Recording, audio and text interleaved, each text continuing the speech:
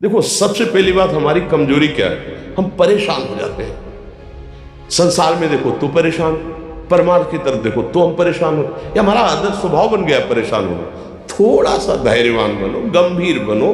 कोई भारी से भारी विपत्ति में परेशानी स्वीकार करके विपत्ति से थोड़ी निकला है, तो सुलझो। ठीक है, विपत्ति आई, समस्या आई, इसका समाधान होगा। ऐसा थोड़ी कि हमें नष्ट कर देगी। अगर अभी हमारी बड़ी हानि हो जाती है, हम कल इससे बड़ा लाभ प्राप्त कर सकते हैं। हमको एकदम बिल्कुल गंभीर रहना है, इतने कमजोर नहीं बन जाना। अब वो गए तो क्या होगा, अब वो वस्तु गई तो क्या, पद गया तो क्या होगा। प्रयास किया था, ये पद मिला था, इससे बड़ा पद प्राप्त करूंगा, मैं इससे बड़ा महान बनूंगा।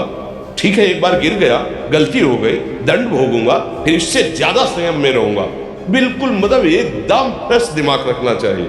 पर अपने लोग क्या है, जरा सी बात में एकदम पछड़ा कर लेते हैं, एकदम कमजोर हो जाते हैं। ये बिल्कुल ठीक नहीं है। हम जीवन भर की यात्रा की बात कह रहे हैं, भारी से भारी कष्ट में भी मुस्कुराना, तो हमें बल मिला है, हमें भगवान की कृपा का दर्शन हुआ है, हमें उनका दुलार दिखाई दिया है। अगर ऐसे भाग जाते हैं, फिर परमार्थ में थोड़ी चलना होता है। आज जो आप सुन करके लाभ लेने की चेष्टा कर रहे हो ना, ये केवल प्रवचन नहीं है, ये जीवन है।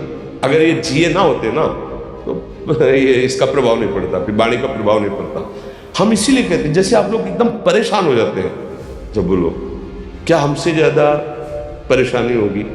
दोनों किडनी खराब, दवाई लाने के लिए पैसे नहीं, पानी रखा है, हम उठ के पी नहीं सकते, भीषण शरीर में कष्ट, भीषण बुखार, क्योंकि किडनी फेल, जरा में बुखार, खाने को क्या, रोटी मांग के लाओ। अगर वहां सब्जी मिलती तो लाल मिर्च ऐसी पड़ के मिलती थी कि वो पा नहीं सकते थे।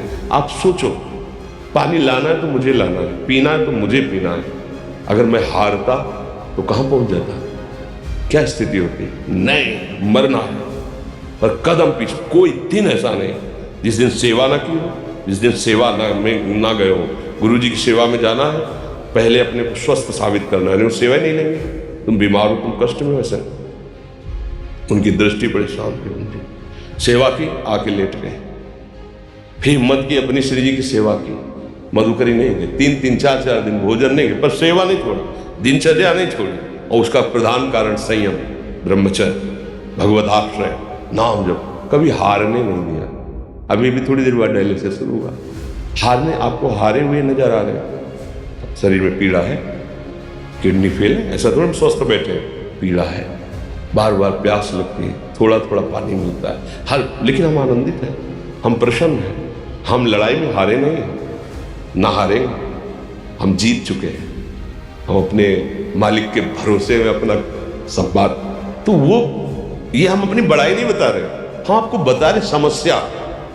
सोचो, तुम्हारे पास तो माँ है, भाई है, बहन है, परिवार है, कोई ना कोई तो है ना।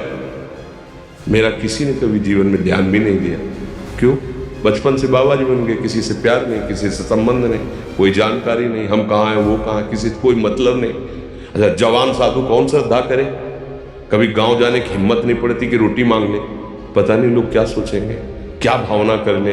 हम दरवाजे पे खड़े हैं, क्या कैसी भाव, जो हमारे सामने आकाश वृत्ति से आया यौवन अवस्था में, वही पाया, अन्यथा भूखे रह गए। जब हम हर समय अपने को विवेक के द्वारा सावधान रखे, तो हम कभी निराश नहीं हुए, कभी उदास नहीं हुए, कभी ऐसा नहीं लगा कि यार हम दुखी, कभी नहीं लगा। उसी का फल है कि उस सुख का संकेत मिल गया जहां दुख की निशानी भी नहीं, वही उसी के बच्चे हो। हम सब उसी धातु से बने हैं। हम इतना क्यों परेशान हो जाते हैं? हम ये देखते हैं, अपने लोग थोड़ी बात बिगड़ गई परेशान, नहीं बिगड़ी तो बिगड़ जाने की संभावना में परेशान है। आज सुख है, लेकिन कल सुख छिन जाएगा, तो हम आज के सुख में सुखी ना होकर कल के दुख के आने की संभावना में भयभीत, तो मतलब क्या हमारी सोच रह गई? हमको इतना बलवान बनना है कि सुख और दुख दोनों हमको छू न सके। भारी से भारी सुख की व्यवस्था है तो अहंकार नहीं, हर्षित होकर किसी का अपमान न करे कि हम धनी, हम पदाधिकारी, अमुक। भारी से भारी दुख आया तो हमें किसी के सहयोग की जरूरत नहीं, हम फिर अपने कदम बढ़ाएंगे, हम फिर जुड़ी हुई अपनी भावनाओं को सजाएंगे। मस्त जीवन, एकदम तुम अविनाशी के बच्चे हो। शेर का बच्चा भेड़ों के बीच में फंसकर म्यों म्यों बोल रहा है, बस अगर दहाड़ना सीख जाए तो कोई भी उसे परास्त नहीं कर सकता। ऐसे भगवद अंश तू प्रपंच में फंस कर अपने को इतना दीन क्यों देख रहा है? तू ऐसा है कि भगवान के दिव्यास्त्र में भी ताकत नहीं तेरे को मार सके। तू अविनाशी का अविनाशी बच्चा है, विनाशी भोगों को, विनाशी शरीर को मैं मान के इतना भयभीत, इतना दुख ठीक नहीं। ये सबके लिए, केवल एक के लिए नहीं। आप समझो, आप लोग सोचते हैं हम गृहस्थ होकर भला ऐसी स्थिति कैसे? जनक जी सुखदेव जी के गुरु हैं और राजा है, महल है, रानियां है, नौकर है, चाकर। क्या सुखदेव जी जिनके शरीर में लंगोटी भी नहीं है, दिगंबर, परमहंस, परमहंस के गुरु है जनक जी जो राजा है। समझो आप ऐसा ना सोचे कि अब नौकरी कर रहे हैं, हम संसार में, हम गृहस्थ हैं, हम आध्यात्मिक की ऊंचाई पर नहीं चढ़ सकते। नहीं, आप एक सरकारी नौकरी या आप किसानी या व्यापार करते हुए आप एक अध्यात्म की ऊंचाई में चढ़ सकते हैं। और अध्यात्म ही है जो तुम्हें इस माया के दुख सुख से ऊपर उठा सकता है। दूसरा चाहे जितनी संपत्ति आ जाए, आप सुखी नहीं हो सकते। सब देख लो, आंख खोल के देख लो, अध्यात्म ही है जो तुम्हें हर कष्ट सहकर मुस्कुराकर जीने का रास्ता बता देगा कि आप आनंदित हो जाओगे, कुछ नहीं बिगड़ा। अध्यात्म है तो कुछ नहीं बिगड़ा, अध्यात्म नहीं है तो कुछ नहीं बना, कुछ हाथ नहीं लगने वाला।